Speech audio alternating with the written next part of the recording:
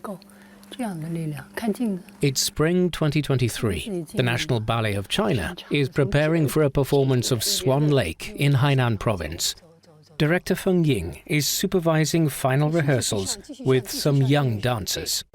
我觉得我好多当中都是冥冥之中的，好像就是那个缘分是这样的一个，它是有着那种因和果，就是这种相联系的吧。我的毕业舞剧就是走出校门，在学校的时候就排了《天鹅湖》，7、8年排的，7、9年演出的，然后我7、9年毕业的，走上那个就是这个职业的舞蹈生涯，那《天鹅湖》是第一部舞剧。然后我挂靴的时候，我离开演艺的这个舞台的时候，我也是天鹅湖结束的。最后呢，翅膀尖儿，呼吸一下，然后再起来，来吧，起。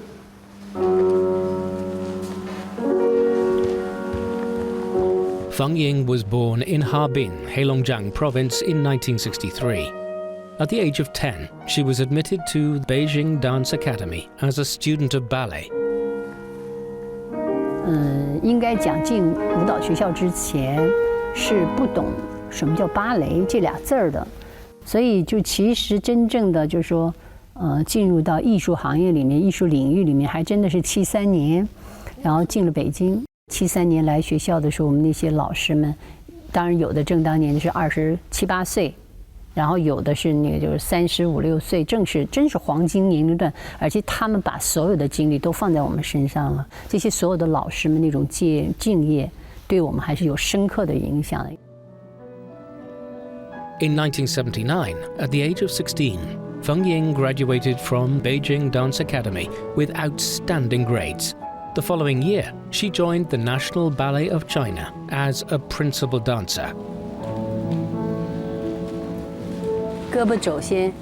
转一下，完了掰着自己，这儿能有掰的感觉，掰了之后先放它，然后之后再是阿拉瑞，同时，胸腰下去。因为这个《天鹅湖》是中央芭蕾舞团58年就是第一部的这个芭蕾舞剧嘛，那么在中国的历史上也是第一部，就是等于就是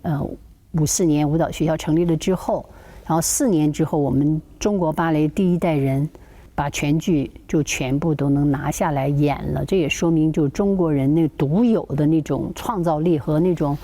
就是叫什么，就是拼搏的那种精神和状态才能完成啊！因为《天鹅湖》它是为什么说教科书式的呢？它有各种对于演员的这种要求。哒滴哒，对滴哒，往它那个就是好一点。对了，看见没？这是有区别的，你能懂了吗？在这儿的时候，在现在我回过头来说，作为一个专业的老师哈，在苛刻的条件挑选芭蕾舞演员的时候，芭蕾舞学生的时候，我今天肯定就不会选自己这种。就我说的是从肢体上而言，或者说那个专业性的那种弹跳啊、自然条件上而言，但是从小成长的那种性格和那个意识，因为比较好强，就是真的就是感觉永远不服输的那个劲头，其实从小可能就看大了。就是像只要我想要做的事情，我就一定会咬牙做。因为我们足尖的艺术，就完美的表达那个足尖，就是脚背一定要特别好。就我这个脚背是短了数倍，我的这个就是距骨三角骨比人家常人多出了个骨头。比如说你可能你条件好的人你做1遍，那我就要做5遍，那你要做5遍的话，可能我要做10遍，就自己做主。就是我去做了这个锯骨手术，2只脚全部锯掉。In 1985, Feng Ying won the first prize for her solo dance at the first national dance competition. In 1987, she won a prize for her pas de deux at the second national dance competition. In 1987, she took 3rd place at the International Ballet Competition in Osaka, Japan.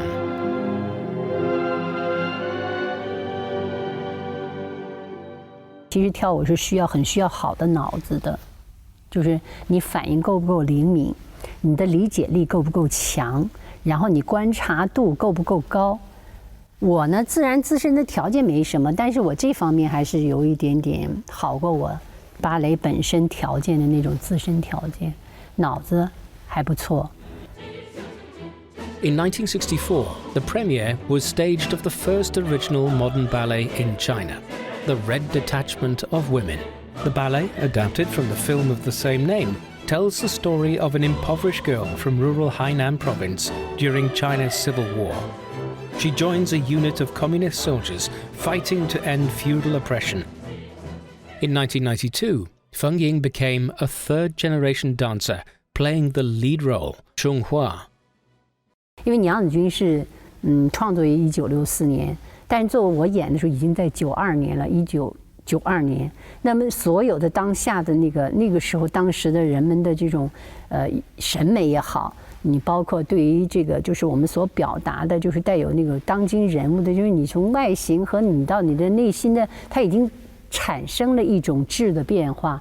所以它一定是不一样的。人们对于情感的要求已经不是只是简单的就一种模式了，对不对？对于人物栩栩如生，或者说有层次的传递你这个人的那种丰满性，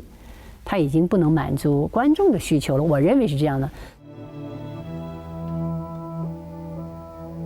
她除了她的倔强，应该琼花她也是一个少女，那她应该有自己那种孤独时候那种茫然。她一个少女在那个茫茫漆黑、伸手不见五指的时候，她不知道去哪儿的时候，那种孤苦伶仃，我认为这个时候是可以刻画的。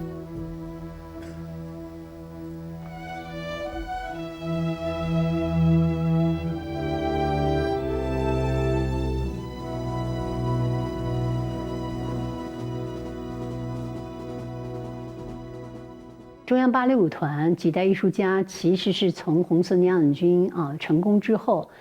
一直在不断的探索，就是用西方芭蕾语汇来进行创新。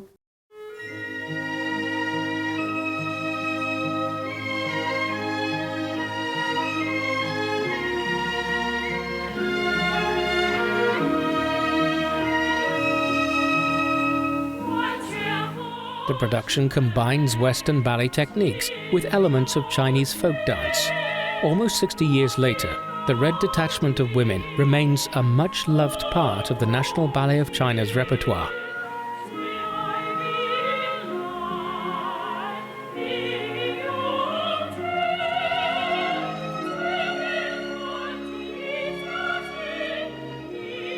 So, 红色娘子军走遍了西方的这个特别有代表性国家，就是他们就要有点像风向标一样的，就是那个巴黎歌剧院林肯艺术中心。就是我觉得我们中华传统文化当中那个厚积薄发，这绝对是真理。就你长时间的积累，你积累到一定程度上，你那种表现出来的东西，它一定和你之前是成熟度，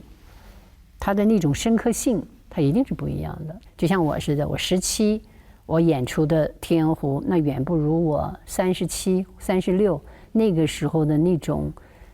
就演绎人物那种感动人、那种特殊的艺术魅力的那种，能够让观众感到心灵上有共鸣的那种拿捏的那个尺寸。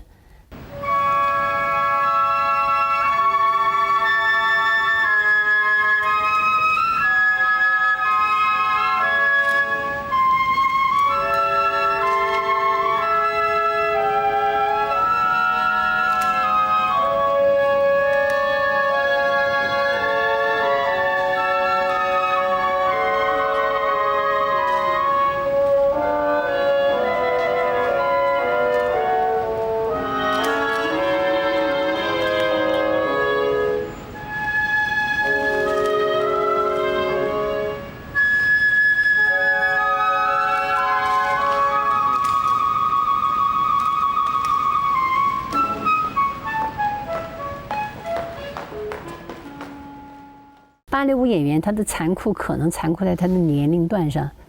你像我们学习就7年，就学这个专业你要掌握这基本的技能要7年，然后可能你在舞台上，这个可能有的人是10年，然后有的人是15年，那15年以上的都是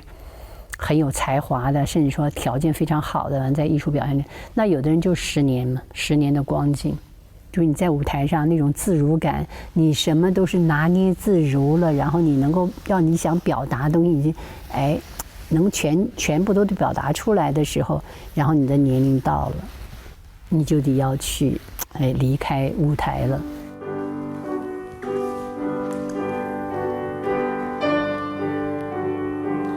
呼吸，你那个手，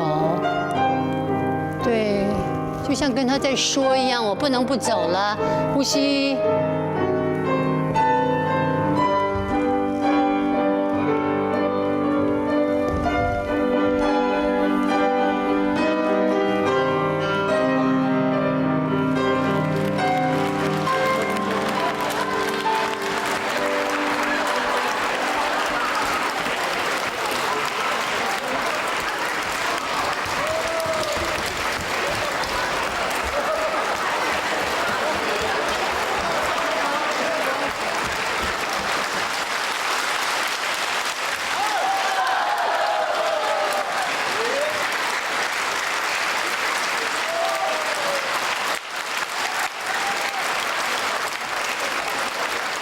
尽管我已经做了充分的准备，但是就是当退下来的时候，就完全是属于在这个聚光灯前面一下退到这种那黯然失色的就是背后的时候，确实有一个那种心理落差，然后也甚至有的时候也有个眼圈哈，这个泪水，然后会在眼睛里转，就是自己在那要做好这个调节，就是因为这个反差会特别特别的大。4个人那个距离啊，别前一脚后一脚的，该往斜迈就往斜迈。现在好一点。你不觉得人生都是这样的吗？我现在才悟到，其实人生都是这样。这也是算是我觉得是生命科学自然的一种反应吧。所以我们坦然面对就好了。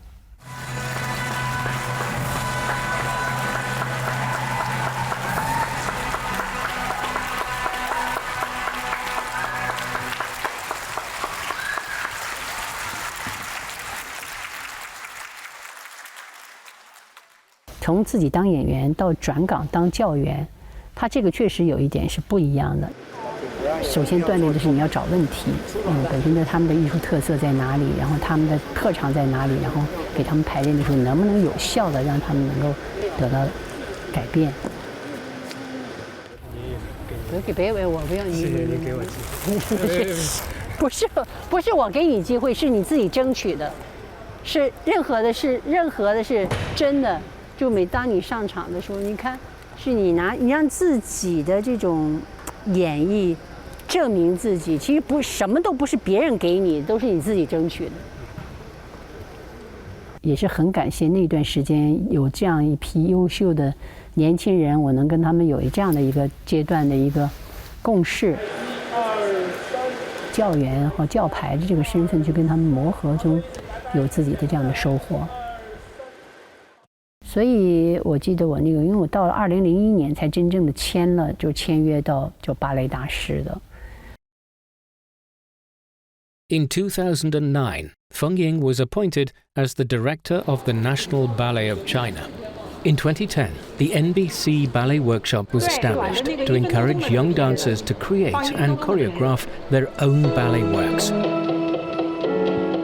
我是徐岩，我是王继宇。我们这次一起创作的作品叫做《房间》，它讲述了女主演钟情于写作，在幻想的空间中，她与灵感们交织起舞，缠绕跳动。这种艺术创作带来的精神浪漫和奇幻感受，调剂了她原本创意工作坊。你看，首先就是那个前面那2个创意。那你创意本身来讲，它就是你应该要让它没有束缚的。10个作品就是10个不同层面的，就是那种体现。作品呈现出来，它就一定是带有这个时代烙印的，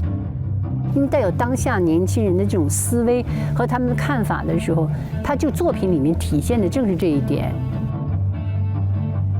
我是编导孙海峰，我的作品名字叫做《一生二》，讲的就是同源而生，求同存异。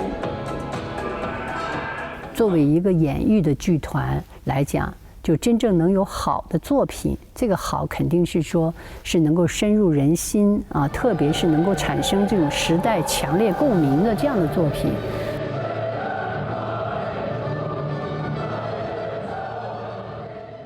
我希望我做到了，它和我的作品是合二为一的，然后我运用群舞去表达。今天很高兴能够看看这个芭蕾的会了，我只是一个非常业余的观众，就是谈一下感想。就是在我们的印象当中呢，芭蕾是非常古典的艺术。就是我们小的时候呢，大概也是看着那个红色娘子军，还有后来的天鹅湖。但是今天能够看到这个年轻的芭蕾舞演员能够把自己的唱片演绎的这么一台完整的节目，我们也觉得特别的欣慰。就是说芭蕾终于和这个现代社会和这个当代性和这个包括时代都有一些关联，和现代人的思维有关联。其实确实，艺术追求本来就没有止境，你要充分的显现，就是在我们这个中央芭蕾舞团里面，可能各样各样的作品，你把它的艺术个性呈现出来，组成在一起的时候，它才形成了一个中央芭蕾舞团，既丰富，对吗？又有那个我们的艺术表现力的极其的这种中巴的，就是说气质、中巴特色这样的一个整体呈现。更重要的是搭这样的平台，就是能够让这些年轻人们还能发现自己还有其他无限的可能，可以当编导，有的甚至可能可以当编剧，就是灯光、舞美、设计，在这些方面可能都有自己有才华，这只是碍于没有这个实践的机会。其实也是为了剧团将来能够有更多的，就是能够就是从事这个编导创作工作的这样的人才。这才是你当团长的一个责任啊。Under her leadership, several young performers have been successful in international ballet competitions. The company has also created numerous new ballets on a Chinese theme, including The Crane Calling, The Light of Heart, and A Dream of Red Mansions.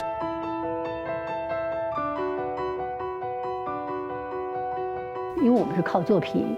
能够与大家分享了我们的审美到底是什么。我年轻的时候可能我不会太觉得就是我们一定要深挖我们广博的那种深厚内涵的我们中华文化，但是我现在越创作的多，然后甚至是越那个就是想要去表达的时候，越觉得自己就感觉要懂的或者那种太少了，而且就那个宝藏挖不尽取之不竭，就是这种感觉特别特别强烈。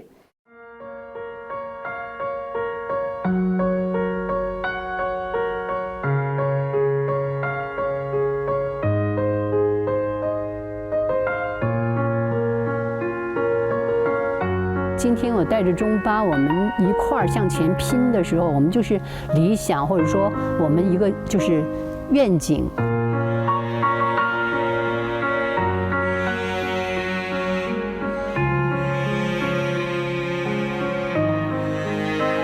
大家都有那个就是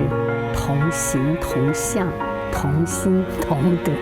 一起向前这样一个拼吧。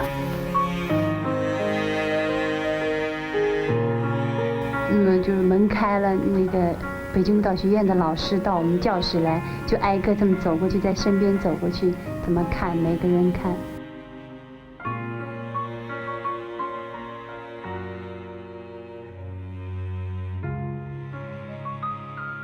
所以呢，当他那个就老师走到我身边的时候，我心里一样像现在一样的跳，就希望老师能把我选中。